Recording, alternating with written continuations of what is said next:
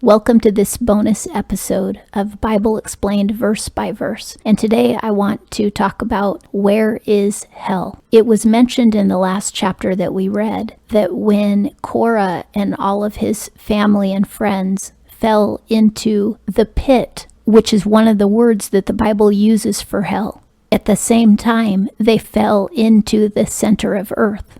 That is actually one of the clues in the Bible that hell is indeed in the center of the earth, because that was how they went to the pit. The Bible actually said that they went alive to hell. In order to understand that hell is in the center of the earth, you also have to understand that the earth is shaped like a ball or a sphere. The Bible does show that the earth is indeed ball-shaped. In Isaiah chapter 5 verse 14, it says that hell enlarges herself. And the reason hell enlarges herself is so that more people can fit in there. There's two ways that hell enlarges itself. Number one is by volcanoes. They spew out some of the lake of fire. The way that the lake of fire is described in the Bible is exactly the way anybody would describe lava. When volcanoes spew lava, then there's less rock in the center of the earth, which is how hell expands herself.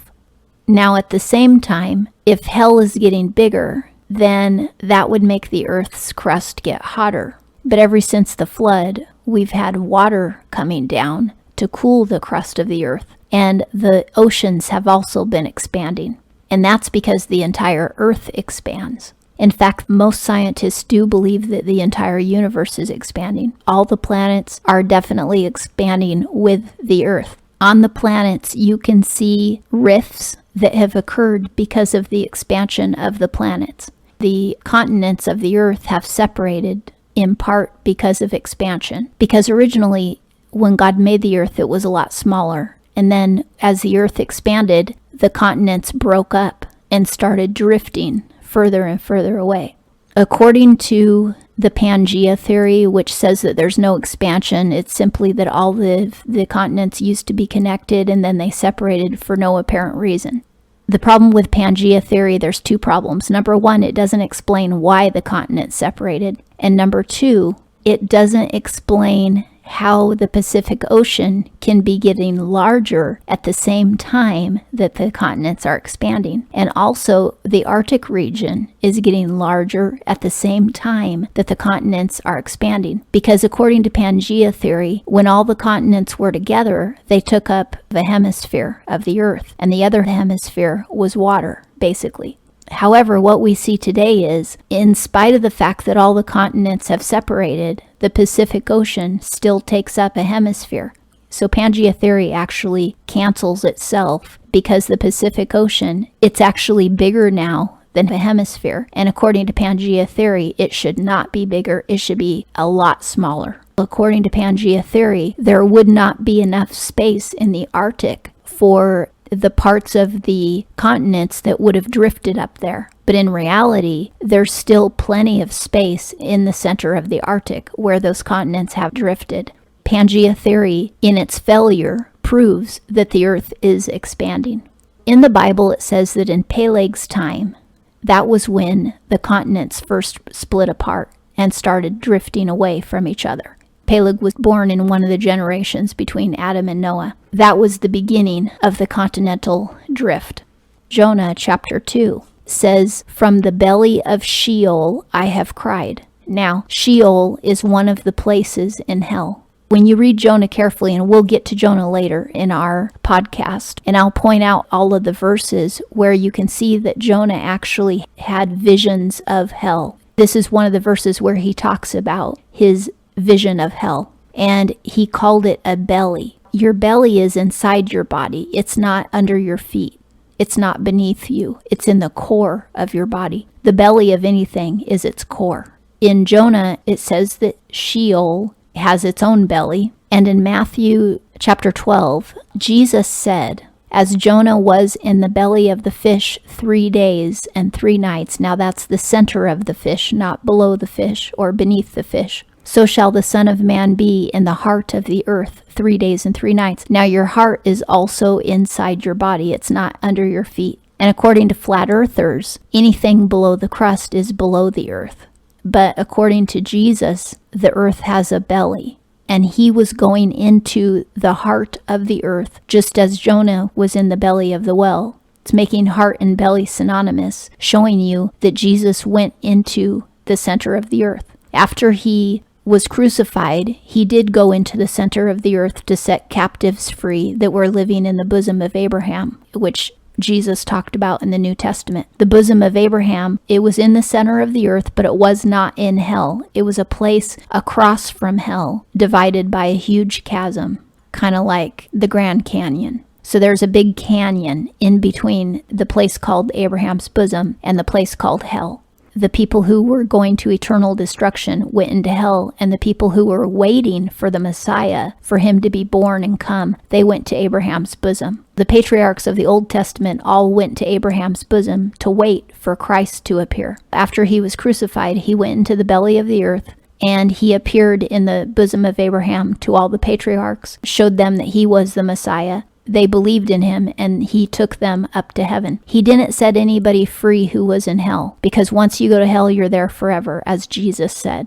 So today, Abraham's bosom is totally empty. No one has been there since Jesus went there and set those captives free. When he was on the cross, he told the man next to him on the other cross, he said, "Today you will be with me in paradise." Now, paradise was not heaven, it was Abraham's bosom, because if you went into Abraham's bosom as a believer in the Lord who served him faithfully, that was called paradise down there, because Abraham's bosom was actually a nice place to go and wait for the Messiah. Across the chasm was hell. So the people in hell could see the people in Abraham's bosom, and the people in Abraham's bosom could see hell. There's false teachers today who say that Jesus went to hell and got punished by the demons. That is absolute blasphemy. The Bible does not say that. The Bible says he went into the center of earth and that he was going to paradise that very day that he was crucified, which is Abraham's bosom, and that is the place from which he set the captives free.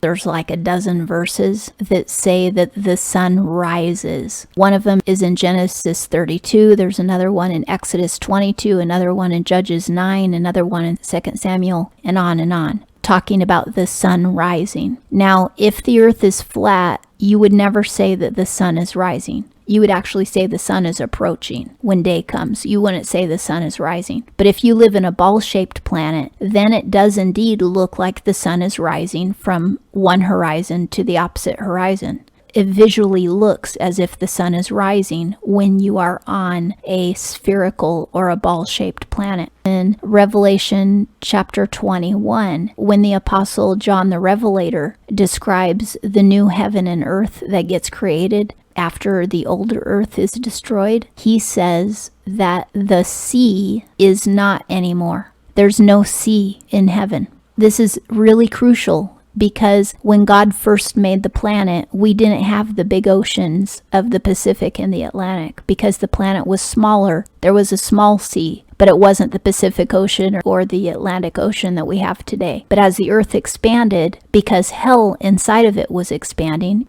because he created hell for the demons and the devil, he didn't create hell for people. When hell was created, it was big enough for all the angels that were appointed to go there for eternity, because they had rejected Jesus. But because those demons have enticed people to reject Jesus, hell has to keep getting bigger as more and more people choose to go there, although that was never God's intent. That's why hell is expanding, and it shows you that God never wanted any human to go to hell. Just as Jesus said, hell was prepared for the demons. It was not prepared for people. Originally, it was the right size for who it was prepared for. And that was the beginning of the oceans when we had the flood. The beginning of the oceans being a lot bigger, because those cracks got filled up with water. Because the Bible says that a lot of the water came from the outer atmosphere. Some of it came from springs under the crust of the earth, and some of it came from floodgates in the atmosphere that opened where more water came in. Since then, it's never stopped raining. So every time it rains, the water fills the oceans more, which allows the earth to keep expanding. When the earth expands, there's more room for the oceans to be full. When it rains, you get more water in the oceans. So God is allowing more and more water to come through. Now you're saying, where is all this water coming from? According to the Bible, it's coming from space. And it's okay if you don't believe that, because it's not a salvation issue. None of this that I'm talking in today's podcast about, none of this is a salvation issue. So it's perfectly fine if you don't agree, because you won't go to heaven or hell depending on what shape you think the earth is or where you think water comes from. But in Genesis, the Bible does say that there is water in space, because it said that an expanse was made between the waters above and the waters below. And we know the waters below are the ocean. So the waters above could only be in space, or at least that's how it seems to read. But again, if you interpret things differently, that's not a problem. I'm just sharing information with you so that you'll understand that the earth is round and that hell is in the center of it. Now you might say, well, when the volcano spews, how come people don't come out with it if it's the lake of fire?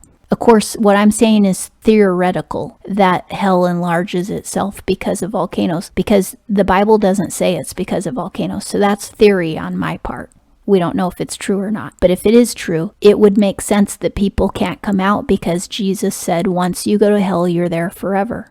God has a way of preventing people from coming out, whether the lava is spewing or not. A lot of what I've said is theoretical, but when I look at what the Bible says and I piece it all together, it confirms that the earth is shaped like a ball and that hell is definitely in the center of it. And that's all I want to share with you today. It's just something interesting to think about. The most important thing to think about is that hell is real and it is forever. Jesus said 3 or 4 times in the New Testament that hell is eternal, that once you get in, you'll never get out. In the book of Revelation, it says that on Judgment Day, everybody who's already in hell will be brought to the throne of God for judgment, and then they will be sent straight back to hell. The only break that anybody will get from hell is when they approach the throne of judgment on Judgment Day, but then they're going to go straight back. And we'll talk about that when we get to the book of Revelation at the end of the Bible. The main thing is God never wanted any of us humans to go to hell. He made hell for demons, and that's why hell is so horrific, because it was never intended for human beings in the first place. And you definitely don't want to go there, and neither do I. It's worth giving up anything and everything that we have to give up in this life in order to be received by Jesus in the end. Jesus said to take up your cross and give things up, because the more you have, the more you want. That's how the human flesh is. It's never satisfied. It's better for us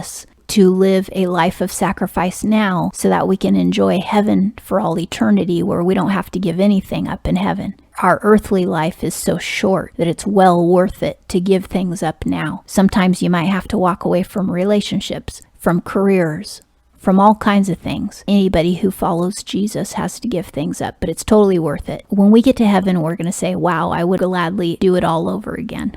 I hope that explains a little bit about hell.